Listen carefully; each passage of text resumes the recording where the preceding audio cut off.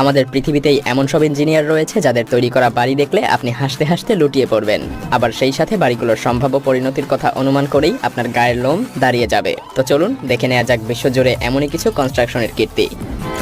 বলতে পারেন এই বাড়ির মালিক সে তার নিজের বাড়ি বানায়নি, এখানে যেন সে নিজের কবর খুঁড়েছে। ভাবছেন কেন বলছি এই কথা? কারণ এই বাড়ির মালিক ছাদের শেষ ভাগে বিম ঢালাই না দিয়েই পিলার খাড়া করে দোতলা বিল্ডিং দাঁড় করিয়ে ফেলেছে। না জানি এই বিল্ডিং কতদিন দাঁড়িয়ে থাকবে। আর বাড়িটি দেখে খুব স্পষ্টভাবেই বোঝা যায় বাড়িটিতে যেন কোনো ফাউন্ডেশনই নেই।